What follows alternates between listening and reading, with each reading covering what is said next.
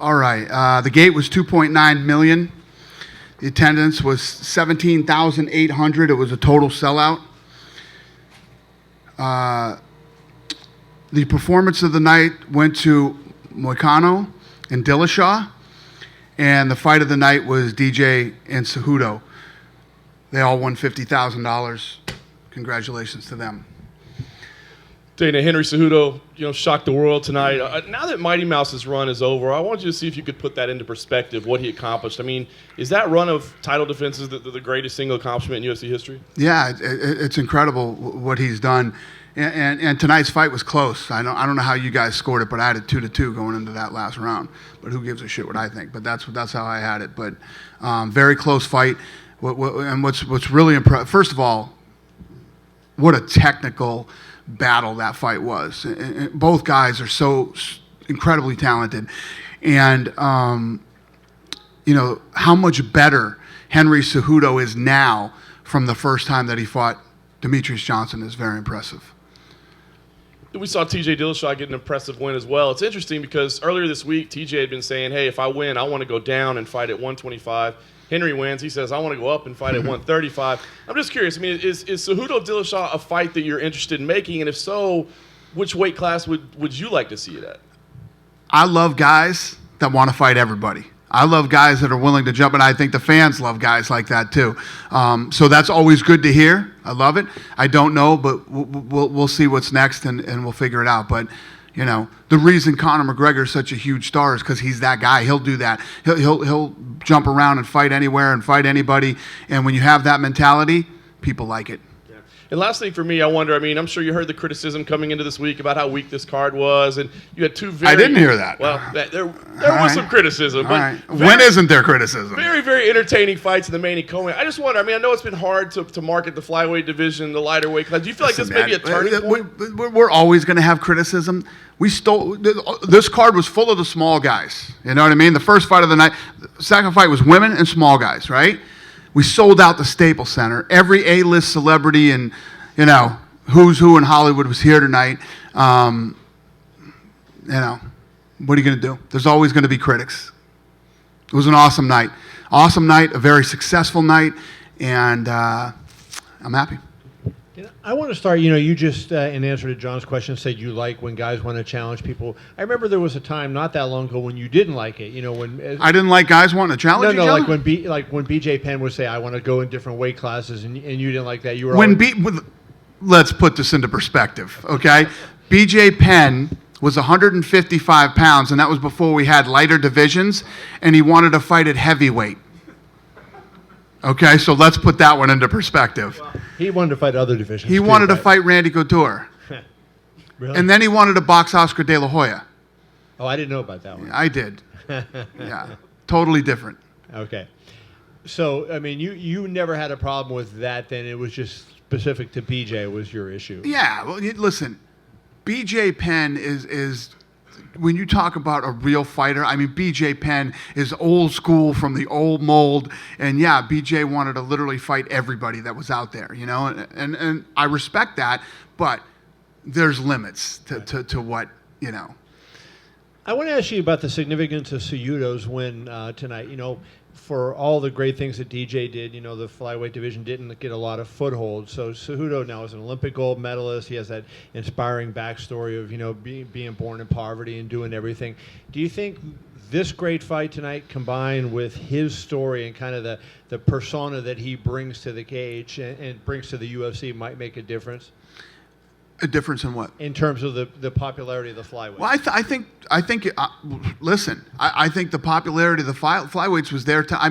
What more do we need? I told you the place is packed with A-list celebrities. Sold out the Staples Center. The small guys did almost a $3 million gate tonight with a sold out Staples Center, and the crowd was very into that fight. Very into that fight. It's the fight of the night. And I think that when you saw scrambles with these guys, the crowd reacted to them. They were very educated on what was going on. I think we're there. And I think that Demetrius Johnson's reign and what he's done, and I've talked about this to many of you this week, this guy not only got better with every fight, but he started finishing people. and in spectacular fashion. And I think that, from the walk-in to their announcement that Buffer gave them to the fight to the end, the crowd loved it and were into it, and it was a very successful night. And then I just want to ask you a couple questions about TJ. I mean, the fact that he's a guy that's really improved over time as well, just like DJ has. And, Dominic Cruz lurks out there, and Dominic Cruz won a tremendous amount of bantamweight fights. Who do you think is the greatest bantamweight in UFC history? Rogan brought it up that it might be. Well, you can start making the argument right now about Dillashaw. Yeah. He beat Barao twice when Barao hadn't lost in 10 years. Then he turns around and beats Cody Garbrandt, coming off an unbelievable fight with I'm trying to remember everybody's names tonight. With Cruz. I mean, the fight with Cruz was incredible. Right. Comes off the fight with Cruz and then beats, loses to Dillashaw twice. So you can make the argument right now that Dillashaw's, right there, if not the. And, I know you had high hopes for Cody when he won the championship and that he might be, and obviously in this sport, losses don't hurt you like they do in boxing, but the fact that he got knocked out twice and he was kind of the puncher and the tough guy, so to speak, do you think that hurts him in terms of him becoming that really big star? I know he's a star-level guy, but that really big guy that you thought maybe he could have become? Well, these guys go on the way. Dillashaw's on his way there now. I mean, we're already discussing, is he the best ever? And Cody is still one of the best in the world. He's got to get out there and win some more fights. But yeah, these fights were massive for TJ, because I think even going into the first fight, I think everybody believed that Cody was going to beat TJ. Especially Cody. Cody knew he was going to win that fight. And the way that it's turned out, you look, TJ wins both fights spectacularly. Dana, building on the point of the super fights, Demetrius said afterward that he thinks he's got an injured foot and knee. So considering that, does it make sense, the fact that both guys want the super fight for it to happen? And can you talk about... Who are both guys that want it? What do you mean? TJ Dillashaw and Cejudo have both talked about it. And Cejudo. Yeah, I don't know. Can you talk about the importance of super fights, though, to what you're doing? I mean, you've got Nunez and Cyborg coming up, too. You just had a very successful card with Cormier. It's different. It's not about super fights. That word is being completely overused. It's not about super. If you look, Cyborg has annihilated everybody. Nunez has beat everybody's. There's people hurt, and Nunez beat people, and all this other. And it's the fight to make. That's just the fight to make. It's not about building super fights. That's the fight to make. I don't know what the fight to make is right now for these two, but we'll see. I don't make fights Saturday night. I make fights on Tuesdays. Tuesdays are my days. Dana, I mean, DJ, all that he's done for the 125-pound division, would it be a situation where he could possibly get an immediate rematch against Cejudo? DJ? Yeah. Yeah, that's a possibility too. I mean, obviously, he's the kind of guy that has built that division. Have you seen an evolution at 125? Because there was a time where fans would leave the building, if that was the main event, and now, like you said, it sold out the Staples Center tonight. Yeah, no, definitely. I mean, yeah, that's what I was just. I mean, I just laid that whole thing out with Kevin. It couldn't have been more successful tonight. It literally could not have been more successful. It was an incredible night. I think you mentioned. And usually, the week of a fight like this, right? If it's the heavyweights or it's Conor or it's whatever, you have people just the ticket. Think about any of you that have ever been married before and did the seating chart for your wedding. There's no bigger fucking nightmare in the world than that. Okay, that's what I do every weekend. All right, it's the worst part of this job. I swear to God to you. This week, leading into this weekend, felt like it was as big as any fight we've ever done. The requests that I was getting for tickets, who the requests were coming from, the people that I had to say no to, you get to a point where even if you have some tickets, there's some spots you just wouldn't put those people. Just like your wedding, somebody's going to show off, oh, they sat me next to this guy, or I'm not close enough to the couple, or whatever the deal is. That's what happens with this thing, too. So this was as big as any fight we've ever done as far as tickets go. And I know we haven't been back to L.A. in a while, but still, it was big. Dominic Cruz has a win over TJ. Is that a fight that could possibly make sense in the future for the bantamweight title? Dom Cruz against Dillashaw? Yeah, that's a good fight, too. Yeah, there's a ton of fights out there. I mean, there's a ton of fights. I'm not every night when I come up here and talk to you guys, I'm literally processing what happened tonight and how tonight went and who looked good. I'm not even thinking about what's next until Tuesday. Last thing, is everything okay with Nate Diaz? He had a little bit of an issue, it seems, on Twitter. You tell me if everything's all right with Nate Diaz. I mean, if You you know can, way more than if I you do. can decide, you know way more than I do. If you can decipher that code, call me tomorrow and let me know. Have you spoken to him at all since No. then? Or? What are we going to talk about? His lawsuit is, I don't know. I don't know what he's talking about. Dana, right here. How important is Henry for the Hispanic market, considering he's Did he show up tonight? Was he at the fight tonight? Did anybody see him?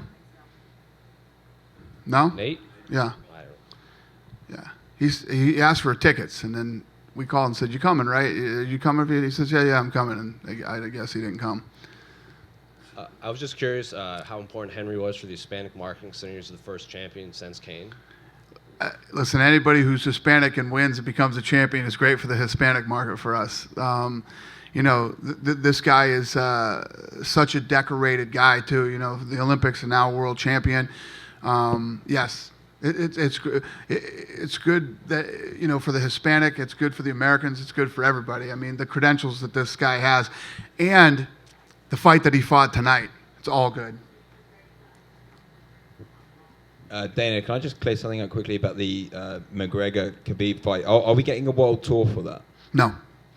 We don't have time for a world tour. These guys are going to fight the first week of October. Both guys are going to go into camp, but I'll do something fun and we'll do some different stuff. I'm literally having a big meeting on Monday to get all this stuff in order and get it going. But you guys will know soon. We'll Lene and her crew will be reaching out to you guys soon on what we're going to do. These guys seem to get pretty crazy when they're kind of in close proximity with one another. Is there kind of anything in their contracts that, I don't know, stipulates, the massive financial penalties if they, if something happens or anything like that? No, I'm pretty confident that we can control what happened. What happened in New York, obviously, if you look at when that happened, everybody was loading onto the buses, everything was done, and our staff still handled it pretty damn well for what was going on and how it went down. And obviously now we're very aware and very ready for any of that. Nothing's going to happen. We'll be good. Dana, the co-main and the main were outstanding, but there were a lot of other outstanding performances on this card, and one of the things we love is when people step up on the big stage here, New York, Fight Week. Who were some of the other fighters that you were most impressed with tonight on the big stage? I got to be honest with you, Holland. So I don't know, for those of you that don't know the story, he was on the Contender Series. And he was a talented guy, and he won his fight, but he wouldn't shut up. The entire fight, he was talking to me, the whole fight. Now, any of you that have been to Las Vegas and have been to the Contender Series, it's straight killers, okay? Everybody comes into that building, and the fights, I could do that every Tuesday for the rest of my life. It's incredible. I love it. This guy comes in and is talking shit the entire fight. So I said, I'm not signing this guy. I don't want him. I'm not interested in him. So Thiago Santos' fight falls out, right? And I said, let's call some contender guys in that we liked. They all turned down the fight. I said, call Big Mouth. I want to see if Big Mouth takes this fight. Took the fight, came in and fought the fight, still talking shit, okay? In there with Thiago Santos, this beast, ranked number 13 in the world, and took this fight on 2 weeks' notice and is still talking and saying, talking so much his mouthpiece fell out twice. But wow, he looked good. Wow, he looked good. And tonight, all the celebrities that were there loved Holland. That's all they wanted to talk about. After the fight, they're talking to me about him. Back in my room, they're talking to me about him. They loved him. So much respect to Holland. He was very impressive tonight. Took that fight on 2 weeks against an absolute savage and fought a great fight. You know, he gassed out in the third, but he took this thing on 2 weeks' notice. So, yeah, I take it back. And we will give him the proper time to train, get ready for a fight, and we'll give him another fight. Hi, Dana. Hi. Real quick question. McConnell is another one that looked great tonight. Got in the cage, called out Ortega. Obviously, after beating Cub Swanson, a top 5 guy, he put himself in that, in my opinion, in that top 5 range. Is that a fight we can expect to see? And what's next from McConnell? He looked damn good. You know, that guy's a beast. And when you think back to the Ortega fight, that fight was great with those two. Yeah, he looked great. I don't know. We'll see what's next for him.